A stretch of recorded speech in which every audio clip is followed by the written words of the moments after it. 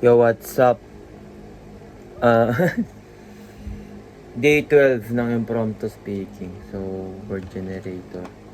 Then, 3-minute timer. Lagyan ulit ng sounds para alam natin, di ba?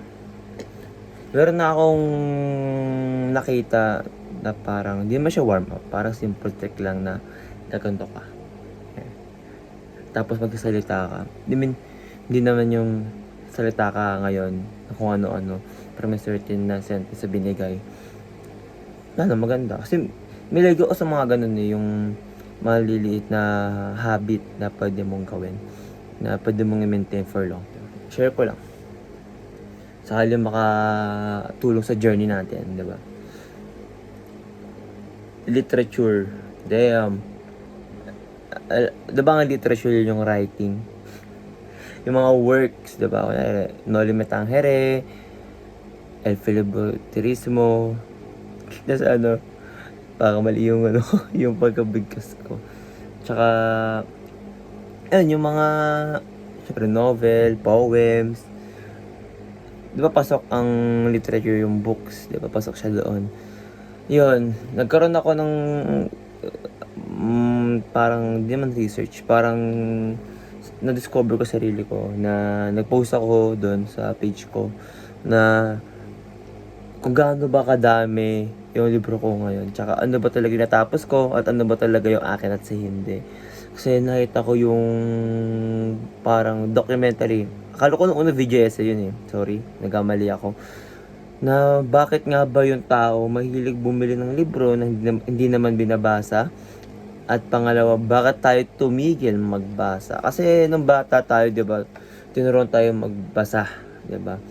Isa sa mga essential skills, 'di ba? Siyempre, pwede kang marunong magbasa at magiging tanga ka kasi hindi ka makakaintindi. I mean, sa pag-aaral kasi usually ang book, 'di ba? Nag-play ng role 'yon, kailangan mo basahin. 'Yun, siyempre na-realize ko din na marami akong libro na hindi ko rin nababasa. Just na-discover ko rin yung mga paborito kong mga genre. Discover ko na ilan yung natapos ko, 'di ba? Nakita ko dun na halos lahat ng tawag dito ng libro ko is self-help tsaka about psychology. Hindi naman psychology. Kasi self-help din minsan yung mga psychology. Parang nag-overlap sila minsan. Tapos, pangalawa ko is parang business and finance ata yung libro. Yung pinakamadami ko. Tapos fiction. Hindi mas marami ito yung fiction. Pero, mas marami yung fiction. Pero yung sa fiction parang rin tungkol din sa psychology. Parang, ayun nga, Animal Farm, 1984, diba? Yan, Tuesday with Mori, Pisa Canticali. Ayun, parang, hindi mo siya psychology, parang, hindi siya, non-fiction siya, fiction siya, na, para self-help pa rin, ganun. Kasi may mga fiction na, syempre, romance, talaga, Dungeons and Dragons, ganun. Yun, ang gusto ko sa literature talaga, yung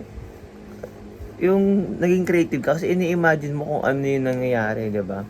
Tsaka, yung simpleng pagbasa, ang laki ng niya, ng pagtulong niya sa akin. Kasi sa akin, hindi ako na maayos, nakakomprehend ako ng mas maigi.